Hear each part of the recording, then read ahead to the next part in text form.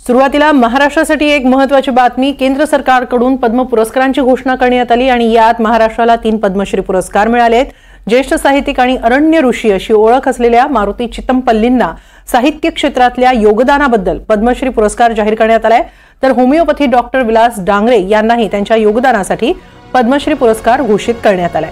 महाराष्ट्रातून 3ऱ्या पद्म पुरस्काराचे मानकरी ठरले आहेत चैत्राम पवार। वनसंवर्धनातल्या कामगिरीबद्दल त्यांना पद्मश्री पुरस्कार देण्यात आलाय।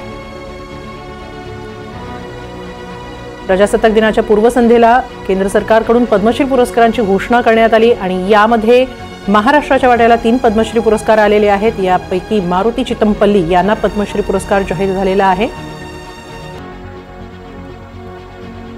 या संदर्भात आपण आता थेट संवाद साधणार आहोत। आपल्याबरोबर आहेत आमचे प्रतिनिधी सौरभ वाघमारे। सौरभ, मारुती चितमपल्ली यांना पद्मश्री पुरस्कार जाहीर झालाय, काय त्यांची प्रतिक्रिया आहे?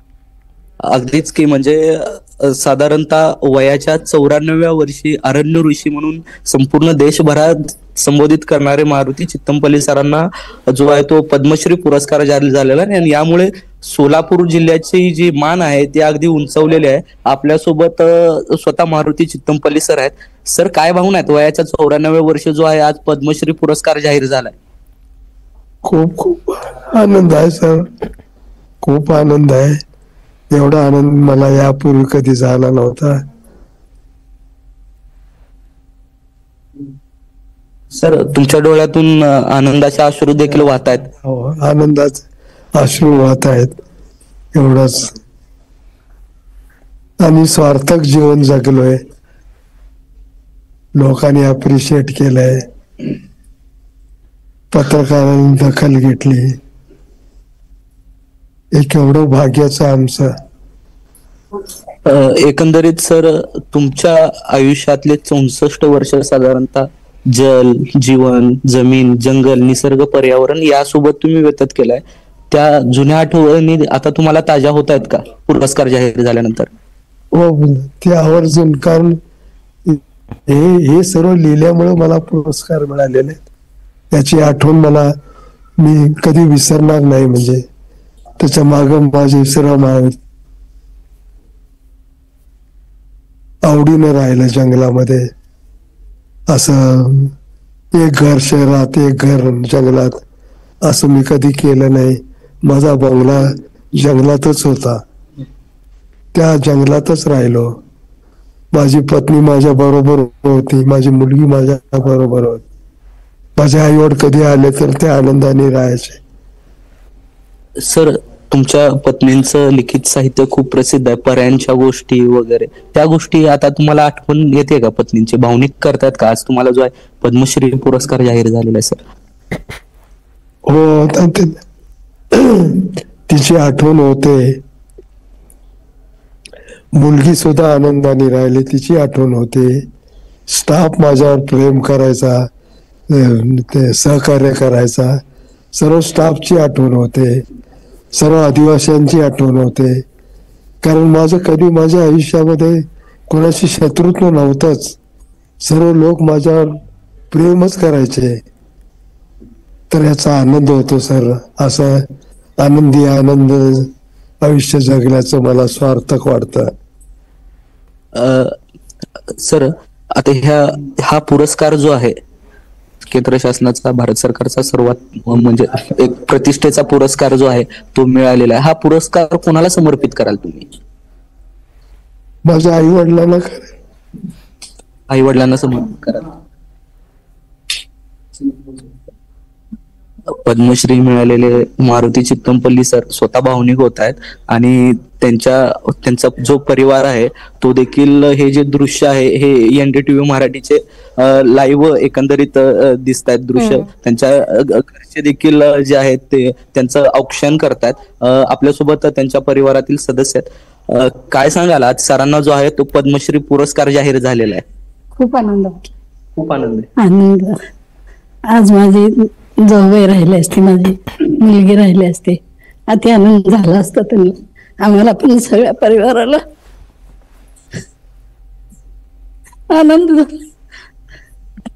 अगदीच, घरचे देखील जे आहेत ते एकदम भारावून गेलेले आहेत आणि सोलापुरातल्या एक सोलापुरात जो आहे तो मानाचा तुरा उंचवलेला आहे मारुती चित्तमपल्ली सरांनी. सर, आपलं वय जे आहे ते साधारणतः 94 आहे. अजूनही आपल्याला चष्मा वगैरे काही नाही. काय कारण काय त्या सगळ्या गोष्टींची? प्रकृतीची कशी काळजी घेता तुम्ही? माझे डॉक्टर बेंडाळे होते ना, ते म्हणाले की तुम्ही तुमची ट्रीटमेंट जी डोळ्याला ज्यावेळेला हे होतं त्यावेळेला तुम्ही माझ्याकडे या आणि त्याच्या पुढचं सर्व ट्रीटमेंट मी स्वतः करतो आणि तुम्हाला चष्मा कधी लागणार नाही. तर त्यांनी ते डोळ्याची बुबळं काढली. सर, मला हे विचारायचं आहे की आज वय तुमचं 94 आहे. यावर्षी आता म्हणजे या वयात तुम्ही काय लिहायला घेतले? काय साहित्य वाचताय किंवा काय मुद्रित करताय? सध्या मी जे मराठीला 1,00,000 नवीन शब्द दिले आहेत त्याचं डायरीतून लिहून काढतोय. आणखीन असं बरंचसं लेखन राहिलंय ते मी लिहित येतो. आज माझे हात थरथर कापत नाहीत. माझं हस्ताक्षर अजूनही चांगलं आहे. माझ्या डोळ्याला मी चष्मा माझ्या आयुष्यात कधी वापरला नाही. याचं डॉक्टरांना देखील त्यांनी माझ्यावर फिल्म काढली वेगळी की बघ हा असा पेशंट माझा आहे की ज्याला ते मी ट्रीटमेंट केल्यावर लोकांना बरंच चांगलं नाही दिसत पण यांना स्पष्ट दिसतं. सर, मला आणखीन एक प्रश्न विचारायचा आहे की आजच्या म्हणजे मोबाईलच्या युगामध्ये, इंटरनेटच्या युगामध्ये लोकांचं जे आहे ते जंगलाशी नातं जे आहे ते फार तुटत चाललेलं आहे. काय संदेश द्याल आजच्या तरुणांसाठी किंवा आजच्या मोबाईलमध्ये व्यस्त असलेल्या पिढींसाठी? ते शिक्षणाकडे जो तो दोष आहे ना तो शिक्षणाकडे जातो.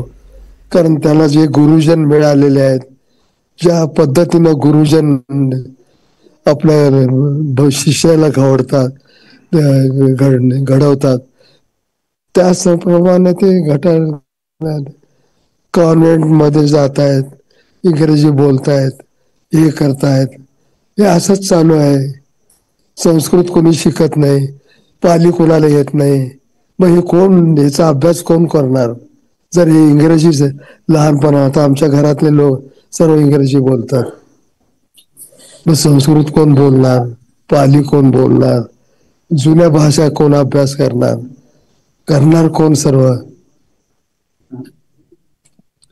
अगदीच हे देखील 94व्या वर्षात, वयाच्या 94व्या वर्षात तरुण असलेले मारुती चित्तमपल्ली सर, आणि यांना जो आहे तो भारत सरकारचं, केंद्र शासनाचा जो आहे तो पद्मश्री पुरस्कार जाहीर झालाय आणि यामुळे सोलापुरात जो आहे तो आनंद उत्सव दिसून येतोय.